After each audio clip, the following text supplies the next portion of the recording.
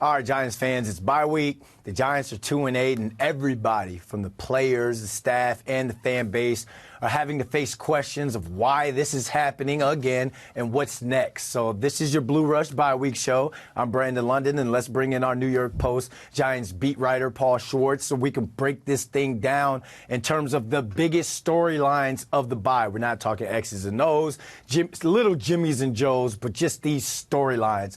Paul, what's going on, man? How you feeling today? Yeah, Brandon, well, it's the bye week, and we've done this too often, right? Where the bye week comes fairly late in the season, the Giants are out of contention. Halloween's over. You got Thanksgiving to look forward to, and, the Giants have nothing going on in the standings, in the division, things like that. So, it's a little bit of been there, done that. I've covered teams in the past where they've had bad seasons, but they won a game going into the bye. And so, it kind of doesn't wipe away all the badness, but it gives you a little bit of a refresher that, okay, we're talking about this game and they won. And we thought that was going to happen in Munich with the Giants, and it didn't happen, which exacerbated this whole problem. So, yeah, Joe Schoen meets with the media during the bye week. He doesn't talk during the season. He thinks that's the jurisdiction of the coach and the players. And, at 2-8, there's not a lot of questions that are framed.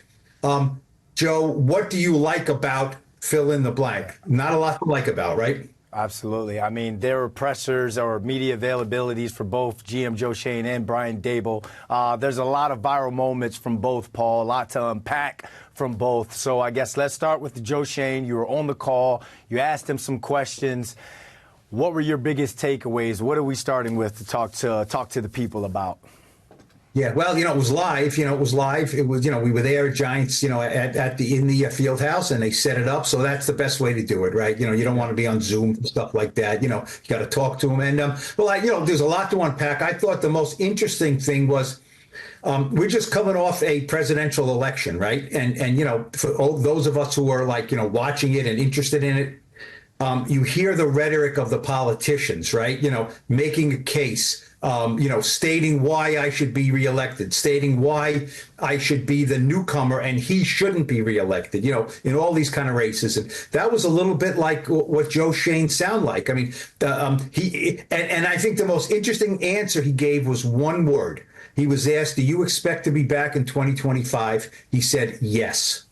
Sometimes guys say, I hope so, or I'm not looking, I'm not concentrating on that. I'm looking to make the team better. He said yes. And so the natural follow-up was, well, by saying that, have you been assured by ownership that you will be back? And he said, I communicate with ownership all the time. I know Dave's talks about that. We have really good relationship with ownership, and we communicate constantly with them, and there's confidence in the plan and where we're heading. So he didn't say, yes, I've been assured, but he said, from what his take is, they've spoken to ownership, he's spoken to ownership, and that, yes, he feels at this point he will be back. John Maris said a few weeks ago he anticipates that Schoen and Daboll will be back in 2025. We'll see how, what plays out at the end of the season. But Joe Schoen then made his case sounding like someone, I will be back. And, things are not as bad as 2-8 indicates, even though he did say, we're 2-8 and nobody's happy with that. He took ownership of that. But we'll talk about the case he made that we're 2-8 and we're not a disaster going nowhere. Yeah, I talked to a lot of people, a lot of fans in our group chats and, some DMs, and people were asking me about what do they think of Joe Schoen's pressure and why, Brandon, why did he throw anyone under the bus, or why did he kind of not save himself? That's unprofessional. You're not going to get that in this case. He's going to save face when it comes to certain things and be professional. But he wasn't going to throw a Brian Daboll or Daniel Jones underneath the bus. He sees everyone's looking at 2-8 the exact same way. Everyone from you, Paul, to me, to in-game production, to the players, everyone is upset with where they're at right now at this point of the season. Did we come into the season with high expectations for this team? No. we knew they had a lot of holes personnel-wise, and there were some things he couldn't do personnel-wise because he was kind of strapped when it came to the salary cap. We like what he did in terms of trading for Brian Burns to up the pass rush and get after the quarterback, especially with the departure of Wink. But the player in me, the former player in me, Paul, we say you are what your record is, and he understands that. So like you said, there's no tap dancing around anything. He owned it. He said that the goal all along was to build something that's sustainable and do that. And to do that, that take time. But in the world we live in, when it comes to the NFL, it's microwave. No one has time to put it in the air fryer or the pot roaster thingamajiggy. Everything, and when it comes to fan expectations, is they want instant grits, instant oatmeal, instant success. They haven't been able to bring that right now, but I feel as though this regime should stay or get a stay of execution for another year, because there is a major part of that team that kind of has this regime's hands strapped behind their back, and I guess you're going to allude and talk about that next. Yeah. Well, look, I mean, talk about instant gratification. It used to be you'd give a coach 3 years, right? Kind of 3 years. Don't forget, this fan base did get instant gratification. They were 9-7-1. They were 6-1 in 2022. Brian Daboll won his first game, went for a 2-point conversion. The Titans missed a field goal. We got luck. We got moxie. We got the New York Post called him Dabolls. You know what I mean? He took a chance. The worm is turned here.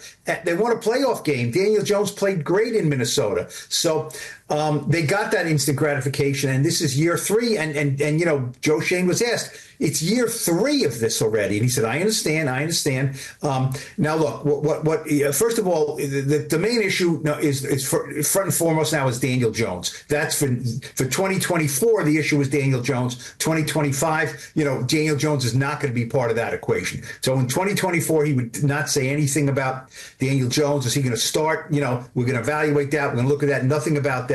He said Daniel Jones has played some good games. There's some games that maybe you'd like to have some throws back or do things differently. He was asked about the injury guarantee, right? Look, if he has a catastrophic injury, Daniel Jones, in these last 7 games and can't pass a physical for 2025, Giants are on the hook for $23 million. That is a debilitating salary cap hit. He said, it will be a football decision. Any decisions we make moving forward, we evaluate the roster in the next 7 games, will be football decisions. So we're saying, no, we're not going to take them off the field because of the injury guarantee. It's going to be a football decision. Look, there's a lot of football evidence there that says that Daniel Jones should not be the starter when they come out of the bye. That's what they're talking about. I think that's what they're going to do. But, Brandon, one thing about this, and we always have to bring it back to the field, don't we, is that what happens after the bye, right? They play 4 games. They play 2 games in 4 days, right? They play the Bucs on Sunday at home, and then and Wednesday they're in a flight to Dallas for a Thanksgiving game against the Cowboys. So that's 2 games in 4 days. So whoever you pick to start that game is probably going to have to start the next game, right? You're not going to have a new quarterback in with virtually no practice, So do they think that Drew Lock or Tommy DeVito gives them the best chance to win 2 games in 4 days? The flip side of that is Daniel Jones doesn't win a lot of games. So does Daniel Jones give you the best chance to win anything? That's the thing. I think they're going to go with Drew Lock. I don't think they would skip over him and go to Tommy DeVito. I think they're going to pull the plug and go with I think it's going to be hard for Brian Daboll to send Daniel Jones out into the Lions' den at MetLife Stadium next Sunday. And that's why I wish Joe would have came out and said it would be a business decision, because the writing's already on the wall. They've seen it.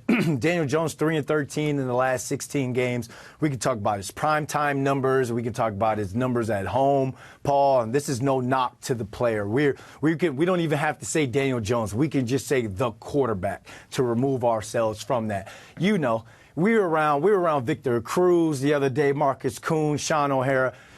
we're three undrafted free agents, and Marcus Schoen, who's the second German ever drafted to the NFL. Guys who got to fight every single day when it comes to production to stay on it, to make a team, stay on a team, and then have some sort of success like the Victor Cruzes and the Sean O'Hara in this league.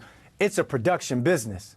And if the production and the numbers aren't there, then the business decisions needs to come in, because the football decision has already made the decision for you in that case. Now, when it comes to Drew Lock and Tommy DeVito, if they go to Tommy DeVito, it's to save tickets. It's to buy tickets, I feel like. Because Tommy DeVito didn't have a strong training camp and preseason. Would you agree with me on that?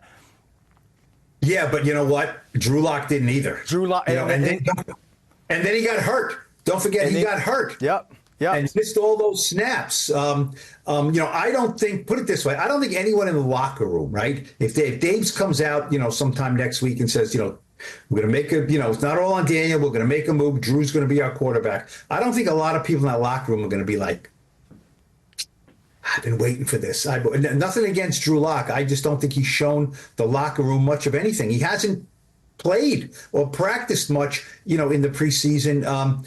It would kind of be just like the next man up is not Daniel Jones, and he has played and started games, Drew Lock, in the NFL. Fine. He's a nice guy. He's young. What is he, 27, 28 years old? He's healthy. He can play. I guess he knows the offense well enough now. I think a lot of fans remember, what was it, last year? He threw that beautiful pass, and the Seahawks, they beat who they beat. They upset. Undefeated at some time. Yeah, they upset somebody big. Yep. And good for him. But, he's got a losing record. His stats aren't great. He just wouldn't be Daniel Jones, and it would be something different. Again, that's why I wish Joe would have said that it's a business decision rather than football decision, because this can ultimately backfire against him again, because he's the one that made the business move to bring Drew Lock in as the backup. I think if we took some sort of poll right now and we could have it under the screen, Giants fans, who would you rather have as a QB2, Tyrod Taylor or Drew Lock? I think Tyrod Taylor would win by, 85% to like 15 per se. So Joe Schoen, with some of the really good moves that he's done when it comes to drafting and bringing in Brian Burns, Bobby Okereke, those are good business decisions. So if he says like it's a football decision to bring Daniel Jones in, to whoever you go with as a starter, there are no proven football players in terms of a QB1 on that roster to when you make that announcement, if you make that announcement, where fans are going to be like, oh, yeah, we got Drew Lock starting. I think the only thing would be it's Tommy DeVito, so the place he can make some plays, and everybody throws up the DeVito, Paul. It's just, but if I was to go, and let me ask you this. Would you go, if I'm Brian Daboll, I'm Joe Schoen, I go into the QB room. Hey, we're gonna let all you three of you guys take some reps during the bye week, and we're gonna go through a 2-quarterback system when it comes to the Bucs, and then whoever has that hot hand, we're gonna ride with, and then you take the majority of the snaps against the Cowboys. I say, one, if you do that and Drew Lock beats out a Daniel Jones throughout the bye week, now you got the players that are like, all right, at least he's making some throws. He's taking the ball downfield in practice. You get that little vote of confidence. But on the other hand, if he can't take Daniel's job right now and show that he can command the offense, then as a players, you don't hear any grumbling, because it's like, all right, well, he had 3-4 practices to take this job, and then, the first 1 to 2 series to take this job, and he couldn't, so we just got to stay with Daniel. Would you go with that approach? No, definitely not. No, what I would do is I wouldn't, because look, sometimes jobs are won, sometimes they're lost. Daniel Jones lost the job. You were there. Right? You know what I mean? 2 red zone interceptions. Look, it's not all on Daniel Jones. I get it. The defense can't stop, Chuba Hubbard. They can't stop anybody on the ground. But the bottom line is that the Panthers came in averaging, giving up more than 32 points a game, right? And what was the score at halftime of this game, Brandon? 10-0. 10-0. 10-0. 10-0. You can't get shut out by the Panthers. You can't struggle to score 17 points. Nobody's going to say Daniel Jones didn't get his fair shot. This is not a podcast to rip on Daniel Jones. It's just the team isn't winning. You know what I mean? Yeah. The team isn't winning. They have 5 straight losses. So you fire the pitching coach, right? You fire the manager. You do something. Firing the pitching coach is firing the quarterback, basically. And if you listen to Joe Schoen carefully on Tuesday, he said a lot of things about the team we'll go through them, about the team being young, about the nucleus, all this other stuff. And everything he was saying, like he said very little about Daniel Jones, but it was almost like parenthetical, It's like, what he didn't say was, but it would be better if we had a better quarterback.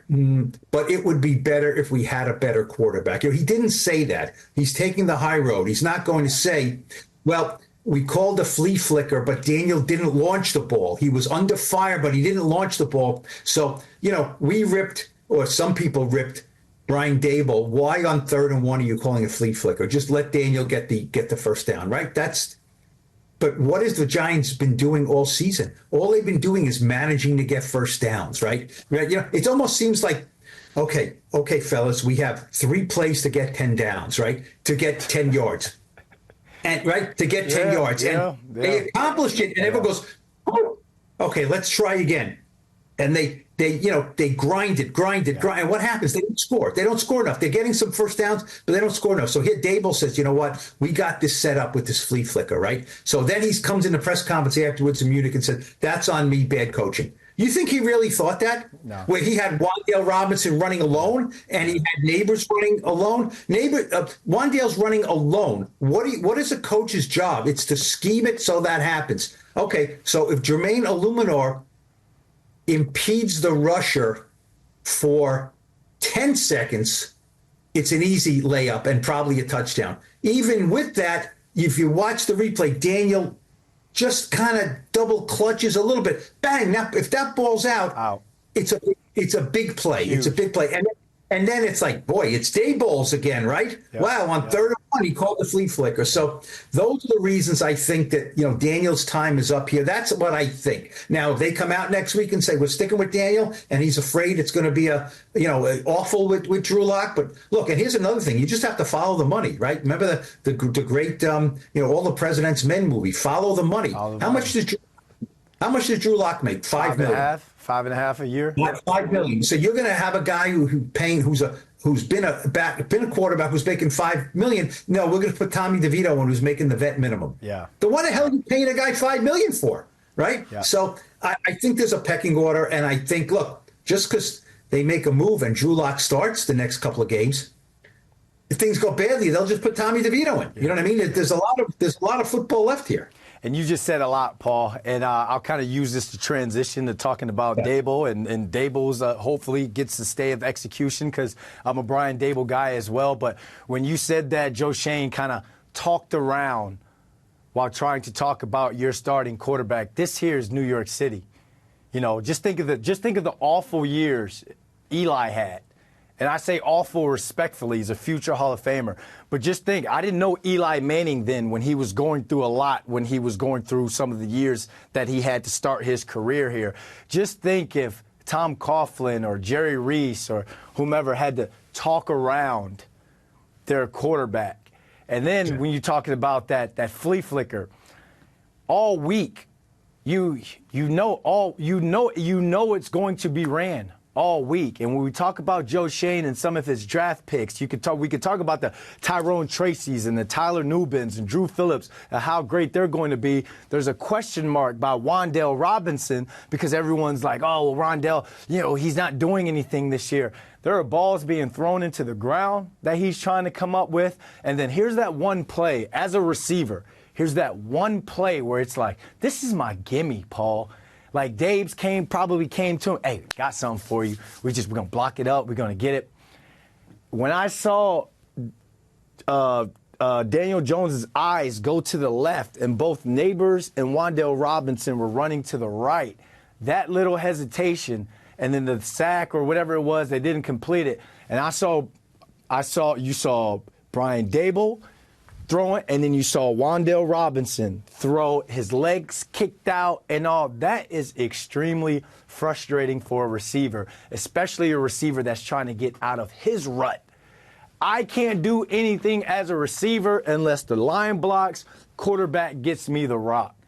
So it's one of those things where the frustration is, and Daniel's probably frustrated as well. Ultimate competitor, great dude, upstanding citizen.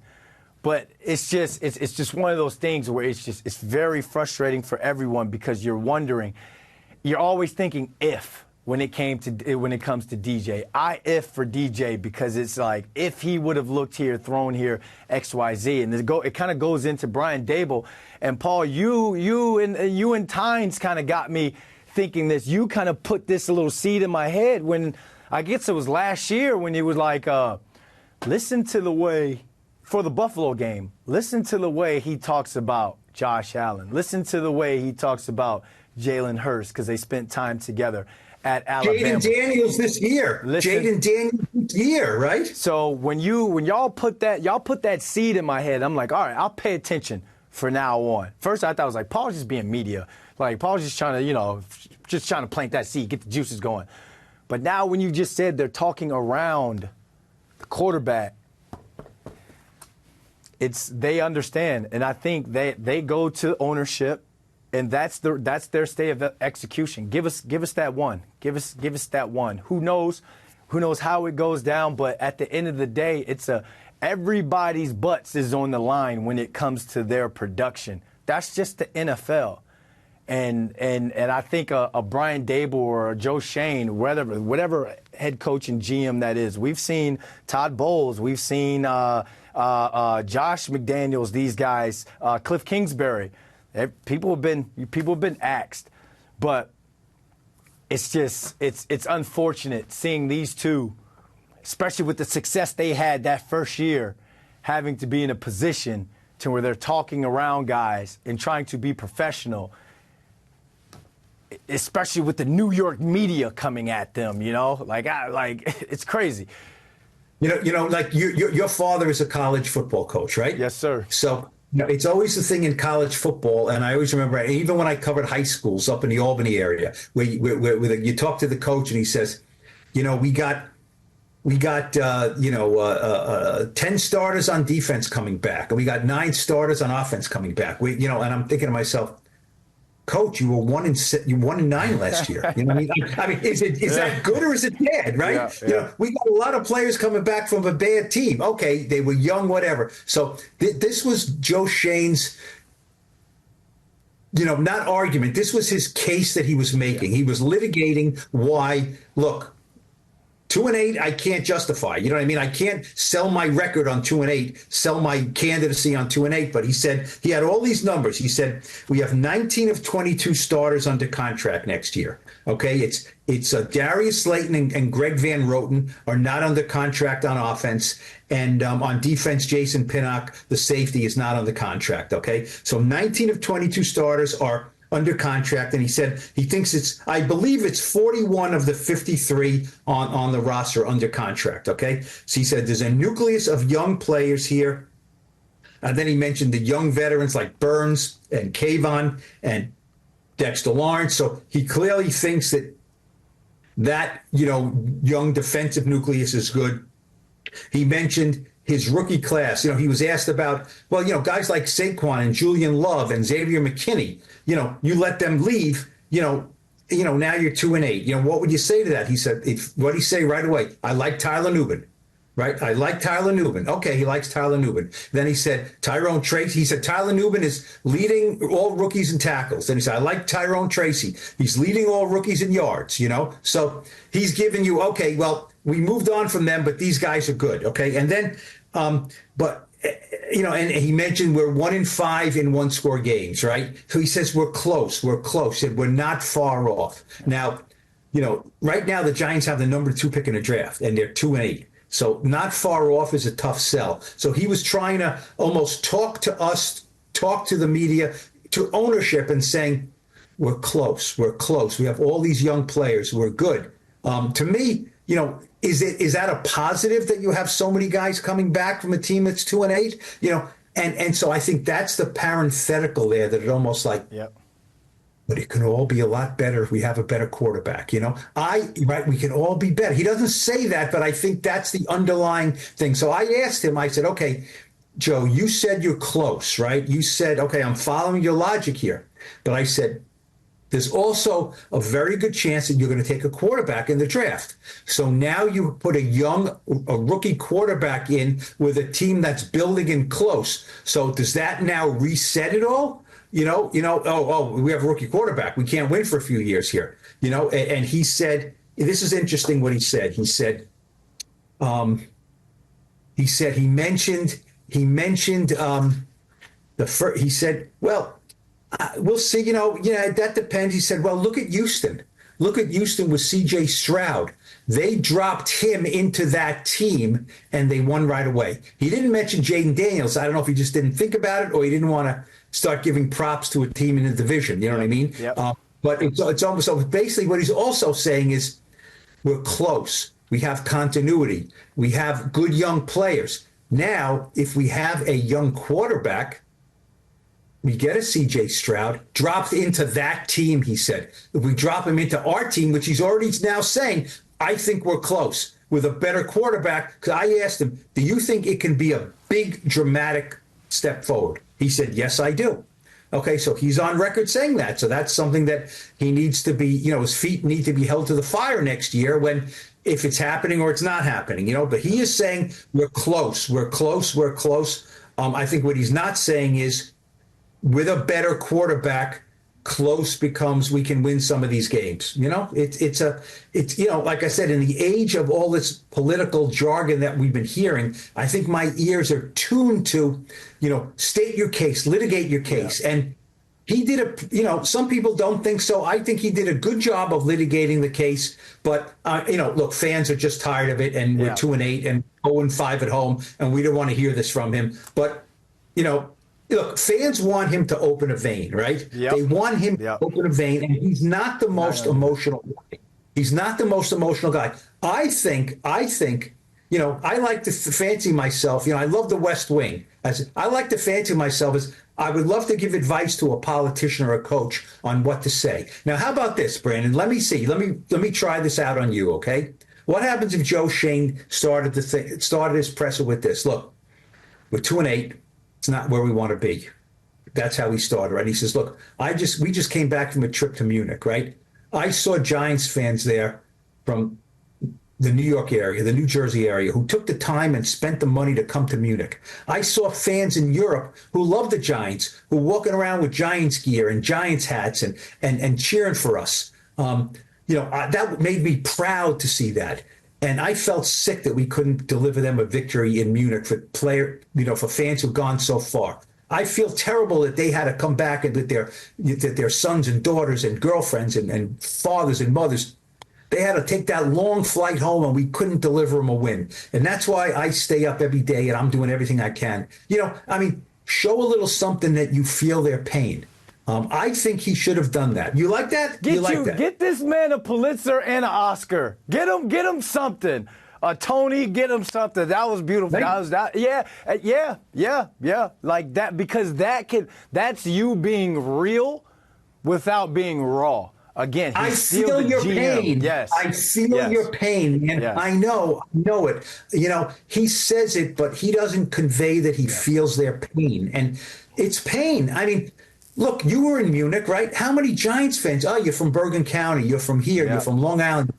You took that flight up and back. You didn't pay for it, right? I took that flight up and back. I didn't pay for it. I didn't pay for my Wiener Schnitzel there. Yep. I didn't. Yep. I didn't. Somebody paid for it for me to be there. Yep. I didn't. It's a commitment to go to these games with these fans, and you need to tell them, look, I feel it, man. I feel it, and I'm not going to stop until the next flights you take with us, and you're on board with us, that we give you back something. Can't stop. Come on, man. Give him a little something. Yeah. And when you say when he says we're close, I'm hearing let me cook. Like, let me finish Yeah. cooking. Like, look at the Tyler Nubins, the Drew Phillips, the Tyrone Tracy Jr.'s. Because when we talk about the Julian Loves, the Xavier McKinney's, and the Saquon Barkley's, remember, Jay Love was just a guy until he got into Wink Martindale's defense. Xavier McKinney had like one stellar year here, and then the rest was kind of like he wasn't taking the ball away like he's doing in Green Bay. He's phenomenal right now. And then Saquon, obviously he's Saquon, but you know, he basically alluded to like, let me cook. Like, let me cook. And on the flip side, for Brian Daboll, if he's going to get heat, or you're going to, you know, I hope he doesn't get fired, but let's say Brian Daboll, something happens with him, it's like, so basically, you gave me the job under the expectation that I was going to turn Daniel Jones into Josh Allen. Now, I had J.A. since his rookie year. I had to come in and inherit a Daniel Jones. And what'd you say to me, Paul, in a prior episode? Daniel Jones ain't Josh Allen. You know, you said it yourself. He's not Josh Allen, so you're trying to make me turn someone or something into someone or something that he may not be. May not here, maybe somewhere else or whatever, you know, but at the end of the day, you know, it's they both, like, professionally pleaded their cases. And me and you, we can understand that. But the fan base, they don't want to hear professional right now. They want to hear the rah-rahs and all that stuff, Paul. Paul, final. Final thought. You mentioned about, you know, it says there's Brian Daboll's job safe. You know, I mean, I can't actually fathom Joe Schoen coming out in a press conference and saying we've decided to part ways with Brian Daboll. You know, now John Mara has said they're not a package deal. They're not a package deal, but they are a package deal. They came in together. You know, I can think of, you know, all my years covering, you know, the Giants. You know, George Young hired Dan Reeves. That was not a package deal, you know. Or, you know, George Young hires Jim Fossil. That's not a package deal. You know, Ernie Accorsi, they bring in Tom Coughlin. Okay, they finally got success there. But that wasn't a package deal. You know, Gettleman with Shermer. Gettleman with Joe Judge. You know, they were you know, independent contractors a lot of ways. You know, fans always want to think that it's a tight bond, you know, but everyone's got to cover their own ass at times. Yeah. But these guys came in together, and I mean, I think John Mara does not want to get rid of them. He trusts them. He thinks they have the right plan, but at 2-8, that doesn't look like any plan is any good. So, look, they said they're going to look at a lot of things during the bye week. You know, we've heard that before. And it's not like they're going to come out of the bye week and say, we got 6 personnel moves we made. You know, we got, you know, he's moving a left tackle. He's moving a right tackle. He's moving a free safety. He's moving a strong. Yeah. He's wide receiver 1. The tight, but, you know, the roster doesn't, you can't do that on the roster. You know, they think the best players are playing. They'll make some tweaks. They'll figure out some stuff. I think Evan Neal will probably stay at right tackle. I think Illumino, you know, grudgingly will stay at left tackle. But the big thing is the quarterback. And I don't think there's anybody under any illusions that, you know, the next guy is going to be great or lead them to great victories. But, you know, I just, you have to look, the game's at home against the Bucks, and Daniel Jones is going to come out and he's going to get booed. If they announce him, he's going to get booed. They're not going to even cheer him and then boo him if he has a bad play. They don't want to see him anymore. And I think it's, you know, that's what they're going to have to do, I think. So that's going to be the big thing coming out of the bye, I would think. And if you're a player, as a former player and someone that's kind of been in this situation before, you better not go out there and put your D or C game out there, because you will be booed as well. This Giants fan base is not having it when it comes to effort and all at 2-8, and you're not seeing guys run and rally to the ball, and you're not seeing some sort of energy out there. This is that time of the year, Paul, where business decisions are made when it comes to who to shut down. And maybe it may not be a Daniel Jones thing because they may not like or feel confident with what they have behind them. But when you talk about the receiver position, the corner position, they're going to give some guys some looks.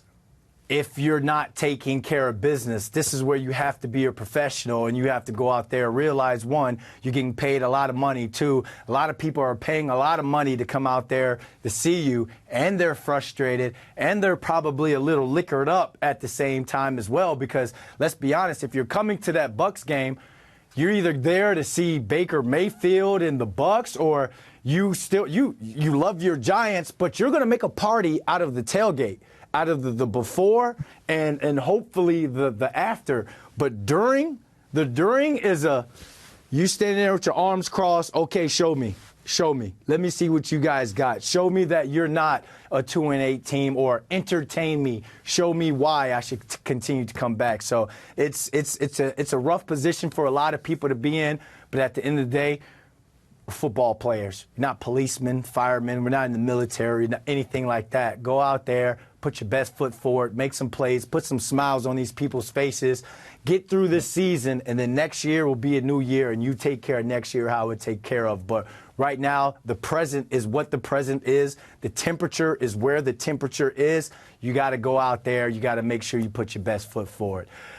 Oh, ooh, that was a lot to unpack for a bye week, Paul. Just a bye week. All right. Again, we'll be back for the Blue Rush preview show. We're going to preview the Giants-Bucks game, and then we'll have kind of like a collab thing where we recap the Bucks game, and we'll preview the Thanksgiving Day game down in Dallas. Once again, you guys could be watching any outlet. You could be watching anyone talk Giants football, but you continue to rock and hang out with us. So from Paul Schwartz, I'm Brandon London. Thanks for watching Blue Rush.